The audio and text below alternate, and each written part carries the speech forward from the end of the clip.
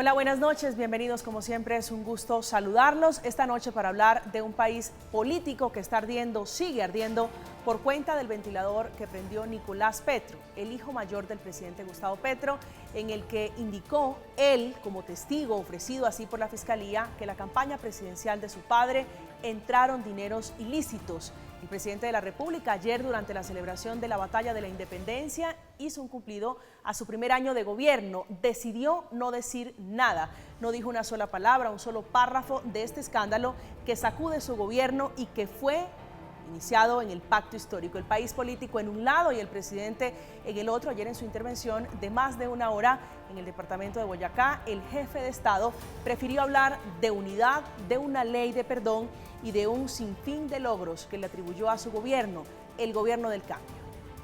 Esa paz esquiva también está en el diálogo, en la búsqueda de acuerdos que nos permitan proteger la vida de la gente, en lugar de profundizar la violencia y las hostilidades del enfrentamiento armado que acaba con el tejido social. El discurso con el que inició el segundo año del presidente Petro inició casi idéntico a como arrancó su mandato, con la diferencia de que tiene varios escándalos atrás, varias reformas caídas y más de la mitad de un gabinete ministerial que no le duró un año, varias peleas con el fiscal, con la procuradora, con el sector empresarial y con un sinfín de sectores que, dice él, están haciendo oposición a lo que él llama el cambio. ¿Hacia dónde va el presidente Petro en estos 3 años que le quedan de gobierno? ¿Se aferra a su discurso? ¿Hay posibilidades de una transformación, una mutación de discurso, que es como le dicen al jefe de Estado? Ese es el tema de discusión y, por supuesto, la negación en la que parece estar el pacto histórico tras el escándalo de Nicolás Petro. Aquí comienza Zona Franca.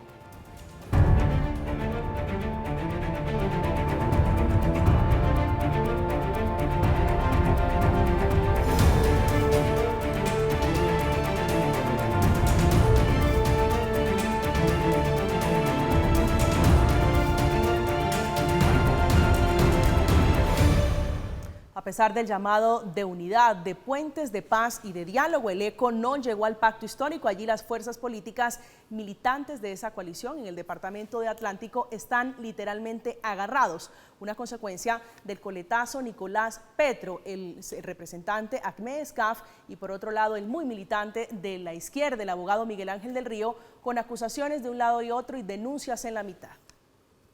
El acuerdo del que hablamos es un acuerdo donde el gobierno, los partidos de oposición, los empresarios, las comunidades, los partidos de gobierno, las organizaciones sociales, los sindicatos, las gentes del común, todos los sectores de la sociedad se puedan sentar a dialogar sobre sus problemas concretos y los problemas de la sociedad colombiana. Esta noche para la discusión, para el debate, hemos invitado a Carlos Meis, el senador de la República por el partido de oposición, el Centro Democrático. Senador, buenas noches y bienvenido a Zona Franca. Gracias, un placer estar aquí. Un saludo a los televidentes, por supuesto, a los compañeros de panel. Y gracias por la invitación. A usted por aceptar este diálogo. Está con nosotros en esta mesa esta noche Marta Alfonso, es representante de la Cámara por el Tolima. Ella, integrante del Partido Alianza Verde, representa al sector que está justamente con el pacto histórico en esa fracturada coalición de gobierno. Representante, un gusto saludarla. Buenas noches. Muy buenas noches, muchísimas gracias por la invitación, a mis compañeros de panel, un saludo muy especial y a la audiencia de Zona Franca. A usted gracias por aceptar esta invitación. Camilo Granada es un muy respetado economista, consultor y analista político. Recordarán ustedes integrantes de ese Kinder de Gaviria, si no me falla la memoria. Doctor Granada, un gusto saludarlo. Buenas noches. Muy buenas noches, Marca. Muchas gracias por la invitación. Encantado de estar aquí en Zona Franca nuevamente. Saludo a los colegas del panel y a toda la audiencia de esta emisión. Muchas gracias. Gracias a usted por acompañarnos. ¿Qué podemos entender por ley de reconciliación nacional, ese nuevo llamado del presidente a unir a todas las fuerzas políticas? Pues yo creo que ese es un primer punto que es bien complejo de entender, porque creo que el presidente está mezclando una serie de elementos en esa idea de la reconciliación que son curiosos. Creo que por un lado está atado al tema de la paz total y que pues no puede meterse todo en la misma bolsa, como el mismo presidente lo ha reconocido, pero me da la impresión que él tiene como una idea de que tiene que ver también con la reforma política, con el tema de las finanzas de las campañas, ¿no? Él ha hablado de una comisión de la verdad sobre la financiación de la política. Entonces, habría que esperar un poco a que el presidente decante exactamente qué es lo que quiere, a quién quiere reconciliar y sobre qué bases nos quiere reconciliar a los colombianos. Esa es una muy buena premisa. ¿A quién quiere reconciliar el presidente Petro, senador Meize? Pues mire, lo que uno percibe desde la oposición es algo parecido a lo que decía el doctor Granada ahora. Yo veo el presidente mezclando muchos temas y creo que no sabemos el alcance de esa reconciliación, qué es lo que incluye. Si incluye el acuerdo de esta paz total, que para nosotros es perjudicial para el país. Si incluye el tema de las reformas, que nosotros estamos en todo nuestro derecho de representar a los ciudadanos que hoy no están recibiendo con buen pronóstico para el país de las pensiones, de la salud y del trabajo, lo que le está planteando el gobierno. Porque nosotros no podemos despojarnos de esa responsabilidad como partido político que representa a unos ciudadanos. Entonces, aquí por supuesto que podemos priorizar temas de país, por supuesto que podemos sentarnos a dialogar como personas civilizadas que somos y como sociedad que en algo ha tenido que haber madurado. Pero lo que no puede pretender el presidente es que nosotros ignoremos a quienes representamos. Y los ciudadanos a los que nosotros representamos no les gusta la impunidad y están teniendo serios reparos con las reformas del gobierno. Eso no puede ser que nosotros somos entonces un palo en la rueda para la reconciliación, ni más faltaba. Nosotros simplemente estamos cumpliendo con nuestra responsabilidad política de representar a los votantes nuestros. Representante Alfonso. Creo que es un llamado a la reconciliación a muchos sectores del país, a ese país político, pero también a las regiones. Un gobierno que ha propuesto una dinámica de gobernanza territorial, invitando a las ciudadanías de todo el país, especialmente aquellas más segregadas, más olvidadas, a hablar de las reformas sociales. Una reconciliación nacional también que se está proponiendo a quienes hoy han hecho la guerra en Colombia y que está profundamente ligada a esas inequidades sociales. Una invitación a la reconciliación y al diálogo nacional con los partidos tradicionales que históricamente han ostentado el poder, con élites económicas y políticas que han tenido el poder en Colombia y que hasta el momento no han logrado unos niveles de equilibrio y de armonía económica y social que permitan el acceso a la democracia, a los derechos, y que eso ha causado una profunda guerra. Así comenzó hace un año el gobierno del presidente Petro, con la expectativa y llamado de unidad con todas las fuerzas políticas, con esos partidos que usted dice siempre han ostentado el poder. Pero hoy el panorama es distinto, panorama de crisis, panorama de incendio en la Casa de Nariño. ¿Qué tanto futuro tiene ese llamado del presidente Petro? Es una situación, por supuesto, muy difícil, una matriz de opinión que se ha generado desde múltiples sectores en los que solamente se ve lo malo, pero hay también un gobierno que ha venido incrementando de manera significativa el presupuesto en educación, en salud, en tierras, un gobierno que ha dado golpes fuertísimos al narcotráfico, más de cantidad, casi 1000 toneladas de cocaína incautadas en el último año, más de 20.000 hectáreas de coca erradicadas. Yo creo que hay elementos muy positivos. Yo creo que ese balance es interesante hacerlo, pero yo creo que la realidad política es tosuda. Y creo que efectivamente la gobernabilidad del presidente, más allá de sus ejecutorias, que las podemos discutir en detalle si se desea, pero la realidad política del presidente en este momento es una realidad de pérdida de gobernabilidad por múltiples implosiones sucesivas. La primera la creó él mismo cuando decretó súbitamente la muerte de una coalición amplia que tenía, alrededor de su primer año de gobierno. Después, las crisis ministeriales a repetición. Después, las crisis de éticas o de escándalos, tanto de su jefe de gabinete y su ex embajador en Venezuela, como ahora de su hijo. Entonces, a mí lo que me preocupa en esto es que el presidente tiene un menor margen de maniobra político, pero sigue siendo, y me impresionó porque lo dijo en el discurso del 20 de julio y ayer nuevamente, es sí a la unidad, sí a la reconciliación, pero en mis términos. O sea, si todo el mundo está de acuerdo conmigo, pues vamos a estar todos de acuerdo y vamos a estar unidos. Cosa que es un poco, tautológico, ¿no? Claro, si todos están de acuerdo conmigo, pues no hay discusión. Pero una búsqueda de la reconciliación y de la unidad implica la búsqueda de consensos y una negociación para encontrar terrenos comunes.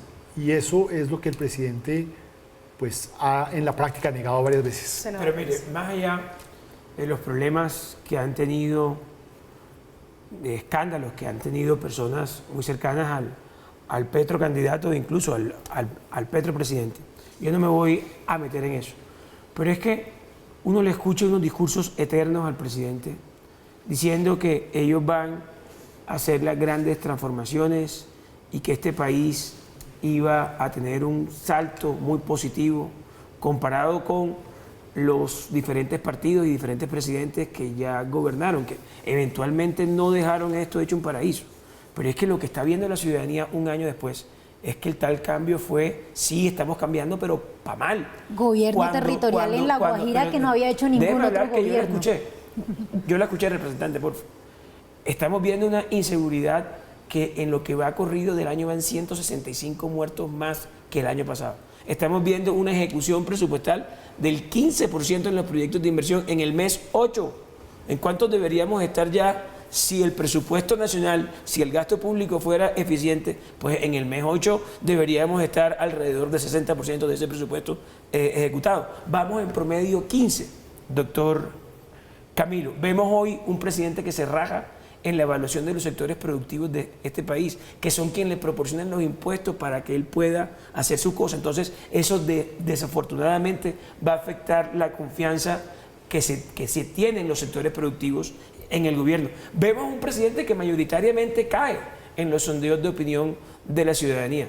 Entonces, yo creo que más allá de llamados a reconciliar, más allá incluso de algunos problemas individuales que yo siempre he sido enemigo de generalizarlos, porque muy seguramente hay gente... ¿Está hablando de Nicolás Petro? Pues le estoy hablando de todos los escándalos que han pasado este año, no solamente el hijo del presidente, lo cual aprovecho para decirme que a mí no me alegra eso, ni estoy celebrando eso. Pero lo que sí, y poco me refiero a eso, porque para eso es que existen una autoridad judicial, existe una fiscalía y existen unas entidades competentes, no yo. Pero lo que sí le digo es que todos los cambios que ha visto el país, en su mayoría, no han sido positivos. Camila, sí, yo quisiera contarte, por ejemplo, que la coalición de gobierno con el que arranca este gobierno y el Congreso en una relación muy armónica y unas mayorías muy amplias, empiezan en el Congreso a votar en contra de las propuestas del mismo gobierno. Y eso hace que Petro diga: coalición para qué, si me están votando en contra las reformas, las propuestas legislativas que yo estoy haciendo en este Congreso. Y eso empieza a desequilibrar y, digamos, a desvertebrar la coalición. Solamente se escucha que es que Petro sacó un Twitter rompiendo la coalición, cuando quienes empiezan a romper la coalición son quienes empiezan a votar en contra de las propuestas de gobierno. Y quiero precisar un tema.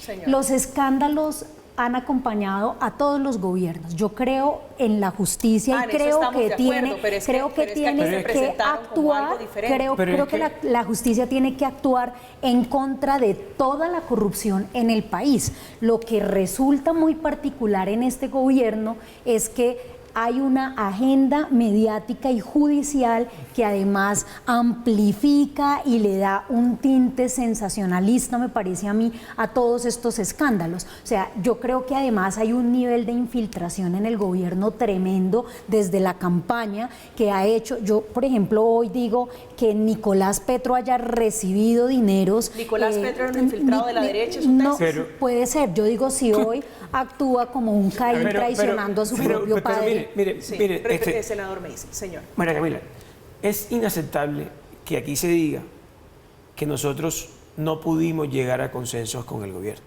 Lo que pasa es que el gobierno quería plantear unas reformas en nombre de una coalición en la que nosotros no estábamos, por supuesto, en lo que se tenía que aceptar de la A a la Z lo que el gobierno decía, y no solo con el Congreso. Doctor, les recuerdo, querida representante, yo la dejé hablar, por favor. En discusión con los partidos. A uno también le dan ganas de interrumpirla y no lo hace. Porque es que usted dice que el problema fue con el Congreso. Yo le recuerdo que de los 3 ministros que medio le dijeron una anotación diferente a Petro, los echó porque sencillamente es una persona que no acepta una reivindicación de algunas posturas de ellos. El Partido Liberal les ha dicho, votemos la reforma a la salud. Pero mire, presidente, tenemos estos 3 puntos álgidos: el aseguramiento público, el tema de las zonas apartadas, y no me acuerdo ahora mismo qué otra cosa tenía el Partido Liberal. Esa fue la ruptura de la coalición. El presidente sí rompió la coalición. El presidente además sí echa a todo el que considera que piense un poquito distinto a él. Les recuerdo que pasó con Cecilia López, les recuerdo que pasó con Alejandro Gaviria, les recuerdo que pasó con Ocampo, que era la voz sensata ahí. Terminó diciendo que el que no quisiera, pues se iba, el que no hiciera caso, doctor Granados. No, yo creo que es claro que el parte del problema viene obviamente de una capacidad de negociar y de manejar esas diferencias al interior del gobierno y con de las bancadas. Yo creo que es un problema de gobernabilidad y de capacidad de política del gobierno, pero también de un poquito de cintura para aceptar posiciones que son distintas, aun si están enfocadas en el mismo objetivo, que ese es parte del problema, porque parte del problema que uno tiene, por lo menos yo personalmente, con el presidente y con el gobierno, es que yo comparto muy buena parte de los diagnósticos que hace el presidente y buena parte de las metas que presenta el presidente. Pero, como dicen, el camino del infierno está empedrado de buenas intenciones. Y entonces es ahí donde uno dice, ¿cómo es posible que no vayamos? Si estamos de acuerdo en que estamos con un problema y queremos todos un mismo objetivo, ¿cómo es posible que no haya una posibilidad de diálogo respecto de los caminos para realizar esos cambios?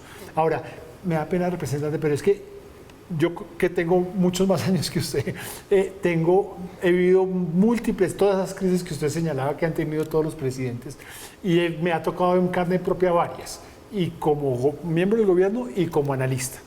Y déjeme decirle que esto que se está diciendo, que se está viendo ahora, no tiene nada que ver en términos de intensidad del debate con lo que pasó en el proceso 8000, que el presidente de Samper, hoy muy cercano al presidente Petro, se la pasaba diciendo todo el tiempo que esto era una conspiración, hasta se burlaba de los que se oponían a su gobierno llamándolos conspiretas, dijo que era también esa palabra que le fascina a los venezolanos, me sorprende en su boca, es la matriz de opinión.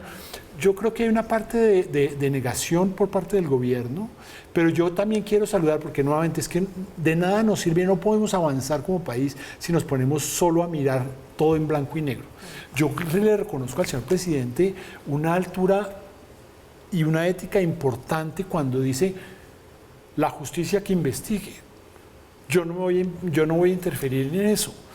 Que si detienen a mi hijo, que lo detengan. Él tendrá que asumir sus responsabilidades.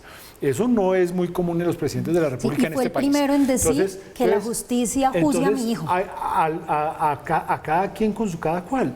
Pero lo que sí es cierto es que no podemos tener a los voceros del gobierno, a los aliados del gobierno, en el Pacto Histórico, en Alianza Verde, en las redes sociales, diciendo que es que todo es una gran confabulación y es una gran conspiración, que nos infiltraron a todos, y entonces todos, cuando todos los escándalos del gobierno han sido por causa propia, Fuego- heridas fuego amigo, autoinfligidas. Fuego amigo. Quiero preguntarle, representante Alfonso, ¿cómo es su tesis de la conspiración de la infiltración de Nicolás Petro por parte de la derecha? No sé si haya una infiltración así, pero yo creería que hay muchos indicios de que así fue. Es que él empieza a recibir dineros mal habidos desde antes de que el presidente fuera presidente, desde la campaña, dice él, ¿cierto? La campaña es lo que ha planteado la justicia y los indicios que tienen para juzgarlo. Esos dineros, ha dicho el mismo Nicolás Petro, nunca supo su padre ni el gerente de la campaña, Ricardo Roa, que estaban ingresando a su bolsillo, al de Nicolás Petro. Él mismo lo ha dicho en declaraciones ante la Fiscalía. Ni mi padre ni Ricardo Roa sabían de estos dineros, que de hecho lo que la Fiscalía dice es que son dineros que manejaba como su caja Nicolás Petro y su exesposa. Es muy importante plantear varias cosas. Yo creo que hay al interior de la campaña de Gustavo Petro una cantidad de gente que no hacía parte de la izquierda, ni de los movimientos sociales, ni de la centro izquierda, ni de la centro Pero los izquierda. políticos de esa gente sí le sirvieron. Los comportamientos de Nicolás Petro no son de la gente de izquierda, no son de la gente decente que ha construido históricamente un esfuerzo por cambiar este país. Pero mire, uno no puede... Yo creo que no. Yo creo que La izquierda, la ética no tiene color político. Senador me dice. Perdón. Representante, le insisto, yo no me he referido una sílaba al problema de Nicolás Petro. Tengo entendido que va a ser papá. Yo fui papá hace 4 meses. Yo no estoy hecho de un material que se alegre de eso. Pero decir que fue un infiltrado de la derecha. pues que reciba plata del narcotráfico o de gente de los actores políticos, recibió plata, representante, de los actores políticos que su papá invitó para ganarse unos boticos. No, él no los invitó. No los invitó Gustavo Petro. Los invita Nicolás Petro en los tejidos políticos que había hecho en la costa. Petro se alió en mi región con los mismos políticos que criticó 30 años, o 50, o lo que lleve de vida política. Y se alió por una sola razón, porque quería ganar. Y ganó con ellos. ¿En qué proporción? Yo no tengo ni idea cómo será su algoritmo electoral, pero le sirvió para ser presidente. Entonces, ahora no se puede decir, ahora no se puede decir, y otra que se reciban dineros mal ahora no se puede decir que esos políticos servían solo para los votos, pero ya una vez presidente, pónganlos allá. No. Aquí ellos trabajaron con la gente de Córdoba, trabajaron con algunos coterráneos míos que vienen de la clase política vieja, trabajaron con unos coterráneos de Sucre que vienen de la política vieja. Entonces, la gente no sirve solamente para los boticos. Senador, es que el presidente Gustavo Petro propuso una política de alianzas para poder ganar la presidencia. Fue una estrategia de alianzas muy amplia. Es que no se alió son las coaliciones políticas y otra muy distinta lo que está sucediendo con Nicolás Petro o con Armando Benedetti. ¿Cierto? Hoy no están en el gobierno. Hoy no está Armando Benedetti en el gobierno, retirado. Yo quisiera decirte una cosa que no quiero pasar por alto, y es el gobierno y Gustavo Petro, antes de ser presidente, le prometió a Colombia unas reformas estructurales, una de ellas una reforma estructural al sistema de salud en Colombia. Se hizo elegir con eso y el pueblo colombiano decidió por Gustavo Petro por esas promesas de reformas estructurales. Cuando conforma su gabinete, no era para nadie un secreto ni para ninguno de sus ministros que él iba a hacer esas reformas, porque es que se comprometió con ello en su programa de gobierno. Entonces, cuando Cecilia López critica la reforma que sabe que Petro propuso, y en lugar de dedicarse a la compra y a la entrega de tierras, que tuvo un retraso enorme durante su cartera, cuando el ministro Alejandro Gaviria no se dedica a las reformas educativas que propone el programa de gobierno y se dedica a criticar la reforma. Mira, te voy a decir, yo como proponente de la reforma me senté a discutir con Ocampo frente a la sostenibilidad financiera de la reforma. Y dijo, es sostenible, pero es que no han querido dejar un recurso para financiar las deudas de las EPS. Entonces, es una persona que está manejando los recursos de la nación, la plata con la cual se van a hacer las reformas estructurales, y que se oponía a la reforma a la salud, porque me lo dijo en una misma mesa.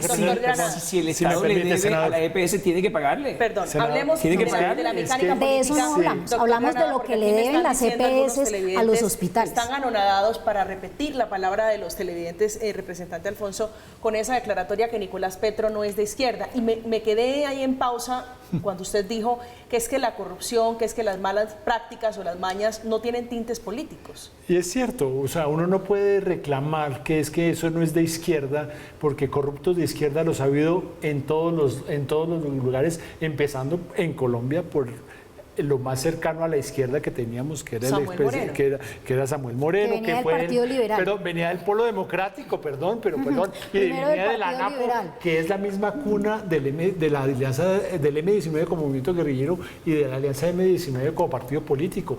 Miren en los países vecinos el problema de la corrupción en Venezuela, el problema de la corrupción en Nicaragua, sí. En fin, el problema, esa no es una forma inteligente esa no es una forma propositiva de acercarnos a ese debate. Yo no creo que uno pueda resumir el tema en decir que es que la ética hay corruptos en todas partes y hay gente honesta y buena en todos los sectores políticos. Nadie tiene el monopolio de la honestidad.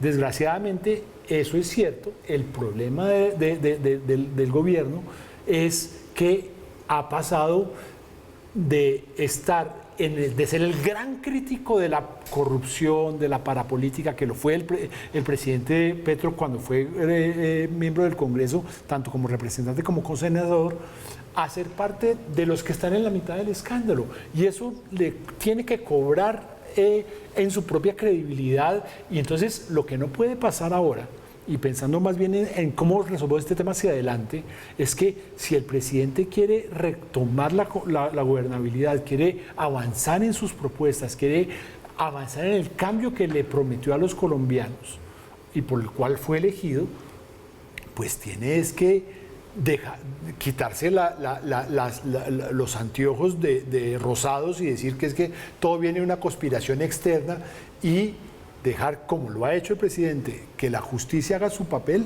y que él se dedique a gobernar. Y gobernar no significa simplemente pasar por decreto todo lo que él propuso en la campaña.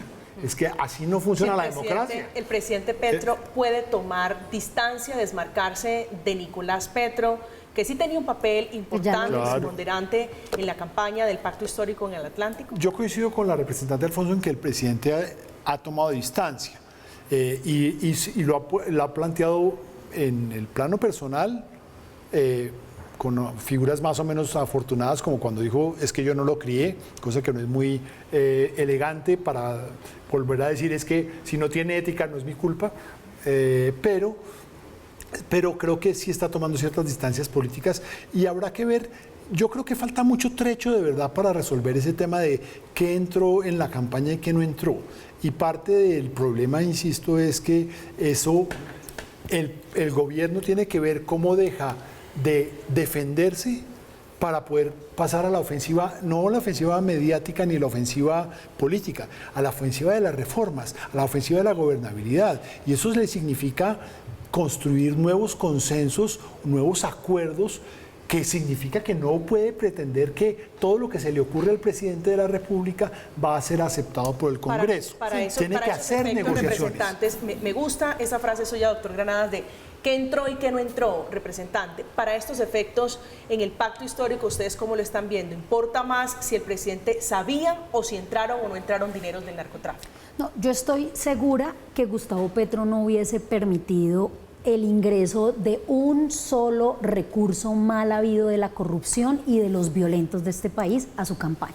Estoy absolutamente segura de eso porque lleva 30 años luchando contra el narcotráfico, denunciando el paramilitarismo, denunciando la parapolítica, el narcoestado. Ha hecho una vida entera dedicada a la denuncia de todo aquello que genera violencia y desigualdad en Colombia. Y quiero hacer una defensa de la izquierda, y es que la izquierda es precisamente un proyecto político e ideológico que lucha por una transformación que permite redistribución de la riqueza, justicia social y transparencia en el manejo de lo público, porque el Estado debe garantizar precisamente la paz y la justicia social. Eso es lo que hace la izquierda. Por eso yo creo que cualquier persona que actúe en contra de esos principios, pues no puede decirse de izquierda. Y lo segundo es que quiero reafirmar que el primero, con todos los costos morales, emocionales y espirituales que puede tener eso, porque yo creo que el presidente, y así lo ha dicho en sus comunicaciones, en sus comunicados públicos, la debe estar pasando muy mal en su situación moral, personal, psicológica, familiar, por cuenta de esta situación. Fue el primero, a pesar de eso, en decir si cometió un error, que lo juzgue la justicia. Y fue el primero en pedir que se investigara y en tomar distancia de Nicolás Petro. Eso está claro, pero representante, pasa algo. Y es un tema que usted no ha abordado. Supongamos que el presidente de verdad no tenía ni idea de los dineros mal habidos en su campaña. Yo no soy amigo de decir cosas sin que me consten. Yo le creo al presidente, listo. No sabía de los dineros mal habidos. Pero si se llegase a comprobar que los topes de campaña, así fuera con plata sana, así fuera una donación de las monjitas de la caridad, si se llegase a comprobar que el presidente voló los topes de plata en campaña, el presidente ganó con trampa, porque usted usó unas herramientas con las que no contó sus contrincantes. No personifiquemos esto en un contrincante. Entonces, independientemente de que la plata sea buena o sea mala, si el presidente voló los topes de campaña, repito, el presidente ganó con trampa.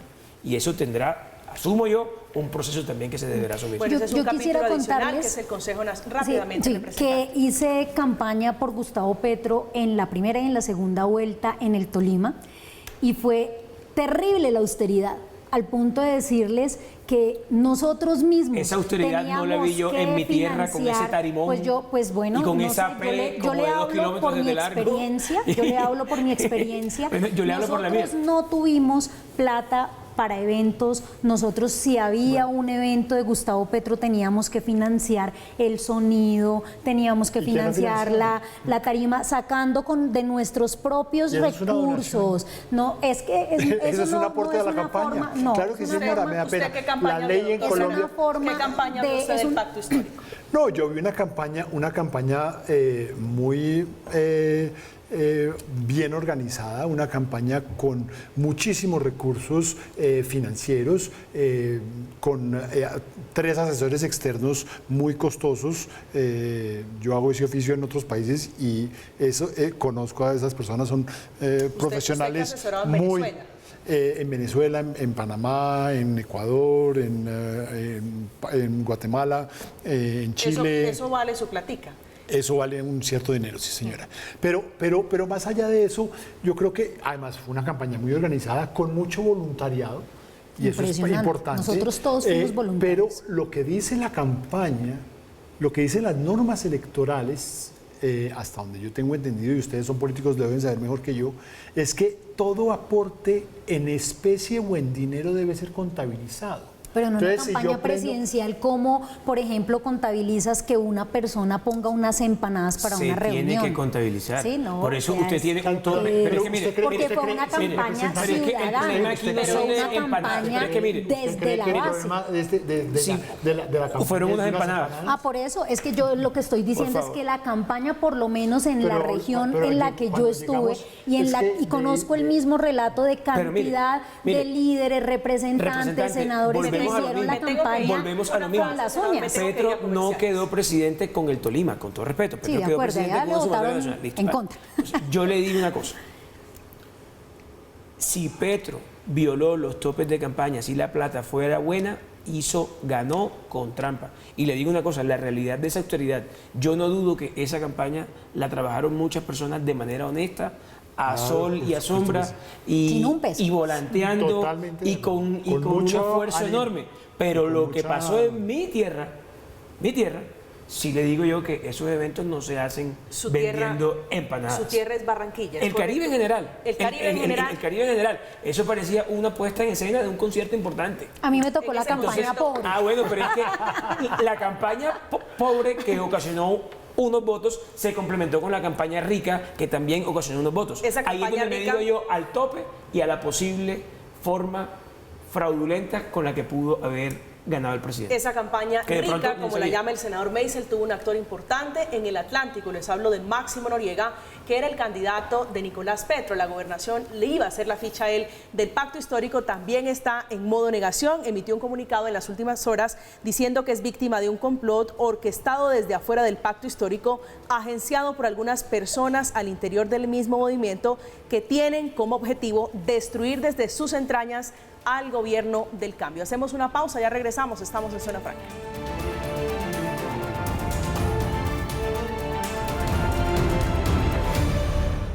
Estamos de regreso esta noche de martes en el debate, en la discusión en Zona Franca del último discurso del presidente Gustavo Petro, que fue en Boyacá, un discurso cargado de cifras, de flores, que tienen que ver también con la economía, sobre la inflación, dice él, que se dio. Esto fue lo que dijo el mandatario de los colombianos. Hoy podemos decir que hemos vencido la inflación, que es la que golpea los bolsillos de la gente más pobre de Colombia. Ahora los precios empiezan a bajar. Lo obvio y más natural es que comencemos a notar que el dinero de la familia ya alcanza para comprar la misma canasta de bienes y servicios que antes. Ese es uno de los logros que destaca el presidente Petro. Doctor Granada, usted dijo hace unos minutos retomar la gobernabilidad. ¿Lo puede hacer el presidente Petro? Yo sé que es difícil hacer futurología, pero quiero preguntarle sobre estos 3 años que vienen, qué tan complejo va a ser con un gabinete un poquito desbarajustado continuar en medio del escándalo. Yo creo que en el muy corto plazo este escándalo va a dominar los debates políticos en el Congreso, en los medios de comunicación, y yo creo que es necesario que se decante un poco y que el presidente pueda, pasado un tiempo, un par de meses seguramente, pero no mucho más, de pronto pasadas las elecciones de octubre, replantear una nueva coalición, un nuevo consenso, unos nuevos acuerdos amplios sobre los temas fundamentales de las reformas que él quiere pasar, y que lo más importante, Camila, es que él priorice qué es lo que quiere hacer para Colombia. Porque él no puede hacer todo, no en 4 años, y no puede hacer la paz total, la reforma de la salud, la reforma de la educación, la reforma de las pensiones, salvar la Amazonía, acabar con el consumo de petróleo, etcétera, etcétera, todo en un solo golpe. Él tiene que priorizar cuáles son los ejes fundamentales de ese aporte que le va a hacer el presidente, que le puede hacer el presidente de la República y su gobierno al país. Pero tiene que priorizarlos, tiene que abrir espacio para consensos, para obtener la gobernabilidad y para arrancar nuevamente. Y yo creo que, escuchábamos al presidente hablando de economía, yo creo que ese es uno de los elementos en los cuales el presidente ha sido muy serio. Dicen que por culpa de los ministros que no eran del sector, como el doctor Ocampo, pero es cierto, la reforma tributaria, la regla fiscal, el lapo que se ha dado, hay que reconocer sobre el presidente, de acabar con el subsidio a la gasolina, es una decisión política muy dura y económica muy importante. Entonces, ahí hay unos elementos en los cuales el presidente puede construir una gobernabilidad, pero no la puede pretender hacer la próxima semana. Yo creo que ese espacio será después de las elecciones de octubre. Representante Alfonso. Sí, creo que ha habido una serie de logros en materia económica muy importantes. Creo que la reactivación económica en la frontera con Venezuela está generando un beneficio muy importante a más de 6, 7 departamentos que están en la frontera con Colombia, que está generando empleo, casi 800.000 nuevos empleos generados, una estabilización, digamos, del peso colombiano respecto al dólar, una enorme cantidad de avances en materia de reactivación económica a nivel de varios sectores económicos del país. Entonces yo creo que hay noticias muy positivas y que en materia de política económica este presidente, a diferencia de los que le antecedieron, ha hecho un gasto austero en materia de publicidad, en materia de funcionamiento, gastos suntuosos que yo creo que se han ido Francia da un ejemplo enorme de austeridad. Está haciendo una labor diplomática importante, está ejerciendo una vicepresidencia para abrir nuevas fronteras comerciales y diplomáticas en el mundo. Colombia, frente al mundo, hoy está tejiendo relaciones importantes y en esa medida yo creo que son inversiones que van a retornar al país y en esa medida no son gastos suntuosos. Es una vicepresidenta que está haciendo una labor importante en materia de abrir nuevos escenarios de diálogo, diplomacia internacional. Yo, con el mayor respeto, yo no puedo estar de acuerdo con eso. El presidente sí, el dólar sufrió un bajón en el país, también por gran responsabilidad del dólar. Y eso de alguna manera impacta positivamente la inflación en Colombia primero. Pero dos, celebramos que la inflación esté reduciéndose. Nosotros no queremos aquí desastres. Lo que pasa es que cuando uno ve entonces que él celebra que la familia colombiana está adquiriendo los bienes y servicios que antes adquiría, entonces llega y vemos la amenaza que es la reforma laboral para el empleo y para ese mismo jefe de hogar poder adquirir, porque por mucho que controle la inflación, desempleado no puede adquirir absolutamente nada. Y esa estrategia de la mundial de la vicepresidente, hombre, a mí que esa expedición a África, a Kenia y tal, y cuando vino aquí, los dos grandes anuncios eran que nos iban a ayudar en cooperación de paz, porque supuestamente son los que más saben en paz, y que íbamos a intercambiar nuestros jóvenes para que aprendieran su swahili.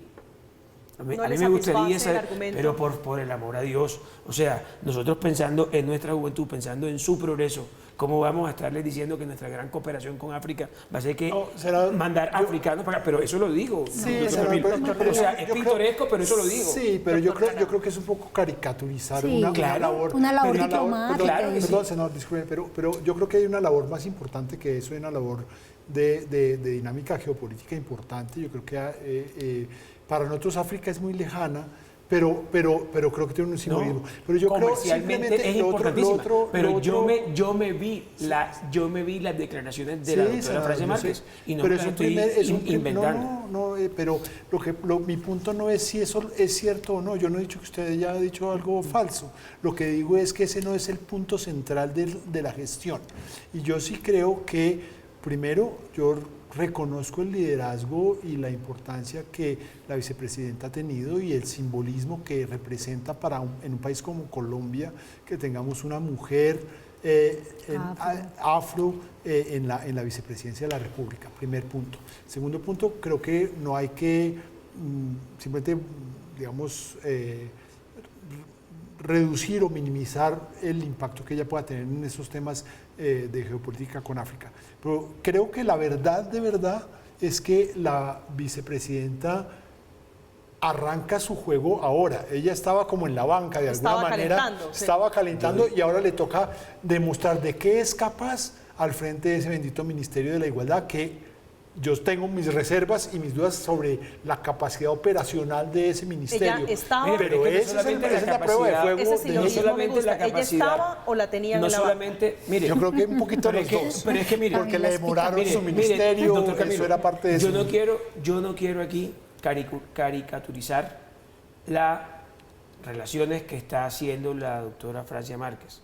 Le estoy diciendo, yo cuando me vi las ruedas de prensa, yo estaba esperando, hicimos este acuerdo para tener este intercambio comercial, para tener esto, y le digo, se dijo 2 puntos, una cooperación en su conocimiento de paz, y como si nosotros no lleváramos aquí ya 50 años de proceso de paz, en proceso de paz, y el tema del Swahili, no la estoy yo En esa creo que estoy de acuerdo con usted, porque para eso tendríamos que evaluar qué tan útil es saber o no saber Swahili. No, es que acá ha habido no ha habido reconocimiento a nuestras raíces. El Ministerio de... Mire, pero ese no es el punto. Yo lo que creo es que se abre un comercio interoceánico súper importante. El Ministerio de la Igualdad, no solamente la capacidad, el Ministerio de la Igualdad tiene 8 viceministerios o 7, de los cuales 4 ya cuenta el Estado colombiano con una oficina particularmente en eso. Tiene un viceministerio de Juventud, Presidencia tiene un alto consejero para la juventud. Que se subsumiría. Pero es que yo lo que digo es, ¿por qué no presentan el plan completo? Entonces, porque hasta lo que está hoy no están succionando nada. No, pero al existir un viceministerio de la juventud tendría que recoger la alta consejería porque el viceministerio es superior en jerarquías. De todas maneras, independientemente de eso, mire, ojalá que el Ministerio de la Igualdad sea la oficina estrella en este país. Pero no le veo ninguna función más allá de asignar un presupuesto burocrático. ¿Este es el segundo tiempo? ¿Este es el tiempo de la vicepresidenta Francia Márquez? Pues yo espero que sí, que sea un tiempo para reducir desigualdades, segregaciones sociales, disminuirlas, que es lo que pretende ese ministerio. Es un ministerio no para las mujeres, como muchas feministas hubiésemos querido en este país, sino es un ministerio para reducir las brechas de desigualdad en Colombia. Y en esa medida, por ejemplo, le digo, senador, yo creo que si este país lograra entender lo que significa África en términos comerciales para Colombia, lo que significaría ese mercado para nosotros poder abrir un mercado interoceánico que nos permita exportar cantidad de productos allá, sería una entrada para la economía colombiana súper importantísima, y yo creo que hacia allá es que va la vicepresidenta. Espero que pueda concretarlo en este segundo tiempo. No tengo espacio en este programa para poder decirle el potencial que yo le veo a África. Es impresionante. Con Colombia. Estamos de acuerdo. Yo eso lo he estudiado durante años, créanme. Pero eso no fue lo que uno le escuchó. Otro capítulo, estamos de acuerdo. Otro capítulo es ese cuento de las deudas históricas de la afinidad con África. A propósito del presidente Gustavo Petro, dijo en ese discurso, aquí no estamos expropiando, aquí no he expropiado a nadie, para recordar ese viejo compromiso que hizo en una notaría siendo candidato con la vicepresidenta Francia Márquez, ese fantasma que lo persiguió siendo candidato y que lo sigue persiguiendo siendo presidente de la República, ese fantasma llamado expropiación. Hacemos una pausa, ya regresamos. Y no estamos expropiando como dijeron que íbamos a hacer. No he expropiado a nada ni a nadie. Estamos comprando la tierra, formalizándola, dándosela a quienes verdaderamente quieren trabajarla. Solicitamos a los grandes poseedores de tierra fértil o improductivas vender la mitad de sus haciendas a precio comercial. Estamos de regreso esta noche en Zona Franca hablando de ese último discurso del presidente Gustavo Petro. Senador Meisel, su reflexión final del día de hoy, de estos 3 años, de este segundo año de gobierno que le queda que comienza el presidente Petro. Mis reflexiones, a mí no me alegra lo de Nicolás Petro, ni el drama que está viviendo el presidente con su familia. Segundo, el problema aquí es lo que está pasando en el gobierno. Esto es un gobierno terco, es un gobierno sordo y es un gobierno que no está logrando el bienestar que la ciudadanía pretendía. Nosotros no votamos por Petro. Nosotros de alguna manera siempre tuvimos reparos en toda la retórica que el presidente prometía y el presidente trataba de con mucha ilusión vender un futuro que el pueblo colombiano no está viendo. Y ese es el principal problema que tiene y que tenemos todos, porque al final la ciudadanía no está contenta, la ciudadanía no está conforme, la ciudadanía está triste, y por eso nosotros hoy creemos que al gobierno no le está yendo bien, que ojalá y se estabilice de alguna manera, porque nosotros no queremos aquí más crisis institucionales, pero es un gobierno que no le está yendo bien y que está teniendo pésimos resultados. Representante Alfonso. Un gobierno que ha logrado poner las políticas sociales en la agenda de la ciudadanía colombiana como no sucedía hace muchas décadas en Colombia. Un gobierno que despertó el interés del pueblo colombiano en el legislativo, en lo que se está discutiendo hoy en el Congreso de la República. Un gobierno que está ejerciendo gobernanza desde las regiones más necesitadas del país, reconociendo las necesidades más sentidas de la gente humilde de Colombia y que allí está llegando con propuestas, con planes y con inversión. Un gobierno que pone en la prioridad de la agenda pública y política las necesidades del pueblo colombiano, que son reformas para garantizar derechos. Doctor Granado. Pues yo creería que lo que le queda al gobierno es cómo compaginar nuevamente ese diagnóstico y ese anhelo de reducción de la pobreza, de reducción de las desigualdades, de más justicia social, de más paz, que planteó en la campaña, con realidades concretas que de verdad conciten un consenso o unos acuerdos mayoritarios en el seno del país, no solamente en la clase política, sino en general entre todos los colombianos. Colombia sigue siendo un país de los más desiguales del mundo. Colombia ha venido arrastrando unos problemas de pobreza que venían reduciéndose y el gobierno no puede volver a pensar que él va a crear el mundo de cero y que se hará a la imagen y semejanza del presidente.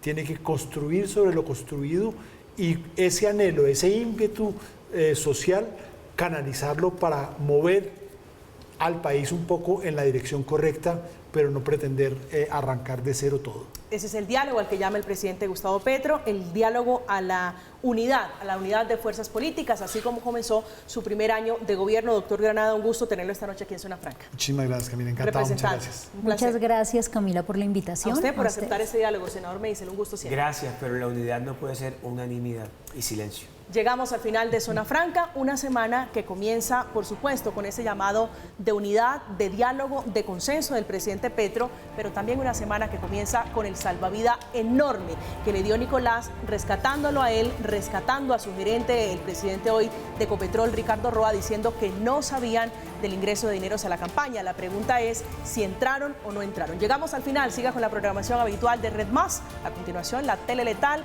con Gali Galeano, un grande de la música popular. Que tengan una feliz noche, que descansen. Muchas gracias, Luis.